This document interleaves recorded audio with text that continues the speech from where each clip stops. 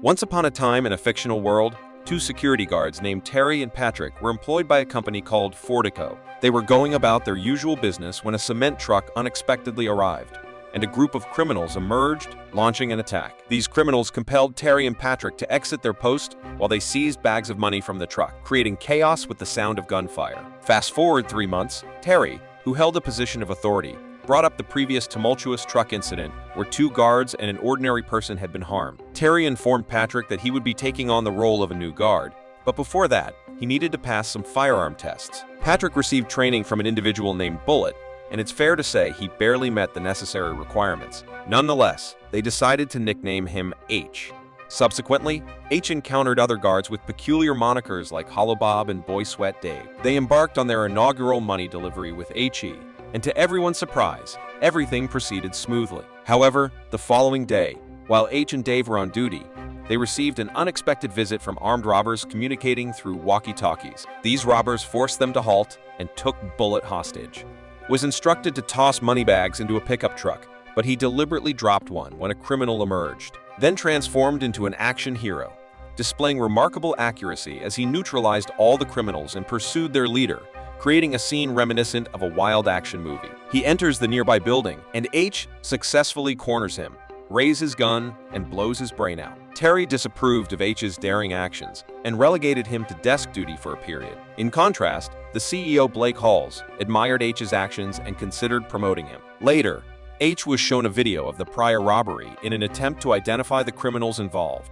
H recognized one individual but concealed his recognition, stating that he didn't know any of them. Unbeknownst to HA2 agents were surveilling him, acting under the direction of a person named King. They believed that H might lead them to the gang responsible for the initial robbery.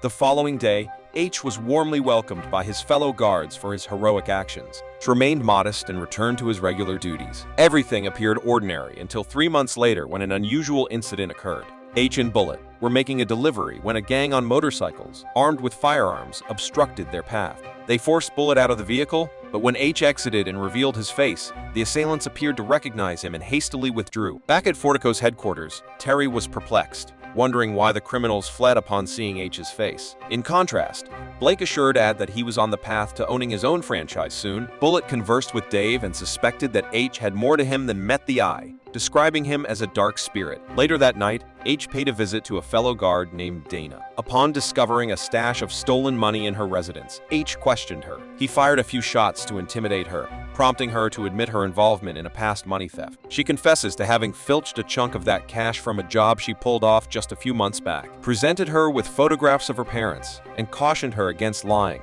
emphasizing the potential consequences.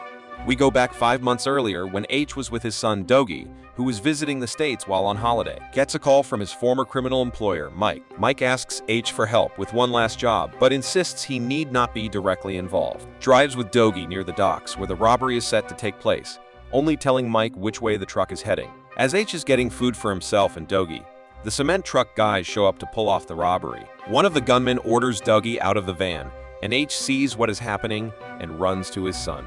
However, a gunman with a scar near his eye shoots and kills Doggy before H can save him. The gunman also shoots H repeatedly, and H falls into a coma for nearly 3 weeks before recovering and being told Doggy is dead. He meets with his ex-wife, Jane, who blames H for the death of their son.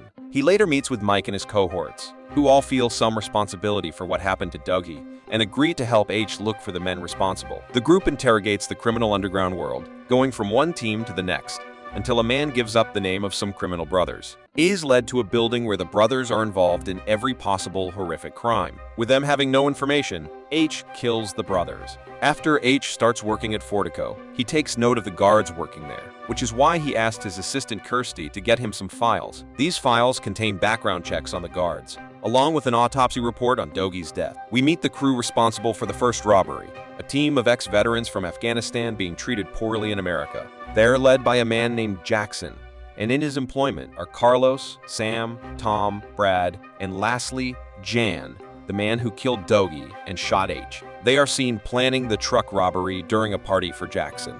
The crew goes off onto the robbery, noticing H and Doggy pulling in. During the robbery, Sam orders Doggy out of the van to get on the floor, and Jan goes off the rails and shoots the 2 guards dead when he notices Doggy having seen his face. He shoots Doggy dead before shooting H. Following the aftermath of that heist, the crew plans their next and final robbery, with a score of over $150 million to be split between them and their man on the inside, which is revealed to be Bullet. Jackson and Tom spent weeks meticulously planning their operation. Their primary concern was Jan's unpredictable behavior.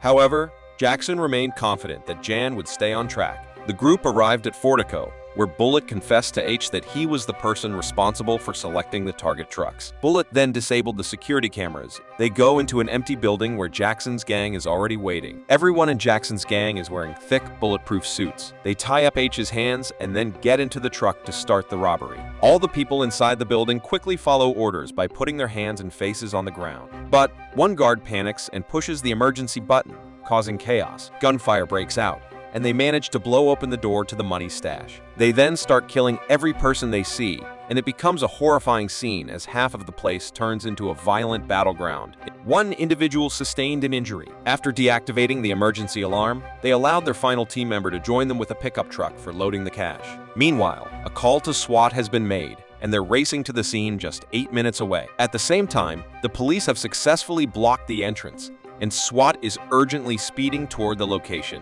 H acted heroically, disarming an assailant and causing him to surrender. He then concealed himself in a bulletproof suit and approached one of the individuals loading cash. After verifying the person's identity, he eliminated the threat. The remainder of Jackson's crew was immobilized by Dana and another guard. Bullet revealed himself when he came to Dana's aid, but took a lethal turn when handed a firearm, eliminating both of them in a corridor. Dave attempted to stand but was incapacitated. Terry is compelled to step out, and in a sudden twist, H emerges, plunging into an intense one-on-one showdown. In the heat of battle, H inflicts an injury upon himself but ultimately prevails, eliminating the assailant. Meanwhile, Jackson's crew retrieves the wounded man and makes a hasty retreat to their vehicle, with H unleashing a barrage of automatic gunfire in pursuit. As tension escalates, Dave regains his footing, expertly taking down the injured man just as H detects an ominous click from behind him. Bullet shot him and made a call to Dave, claiming that the assailants had departed. As Dave exposed himself, Bullet unleashed a barrage of gunfire before speeding away. H identified Jane as Doggy's assailant during a standoff. They plowed through 2 police cars as they made their escape. SWAT and helicopters pursued them. Though they sustained some damage, they found refuge in a building, sealing the entrance. Their plan was to exit through a concealed tunnel unknown to the public. Jackson suffered an injury when H managed to strike him on the neck.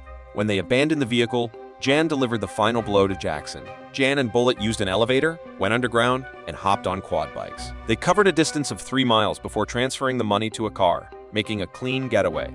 After Bullet realizes that Jan has betrayed him, he attempts to eliminate Jan. However, Jan acts faster and fatally injures Bullet. Jan then successfully escapes with all the stolen loot, taking advantage of the extensive network of tunnels that makes it impossible for the police to cover them all in time. Jan's exit is like saying, "See you later, alligator." Sometime later, Jan is relaxing in his apartment, surrounded by a mountain of cash.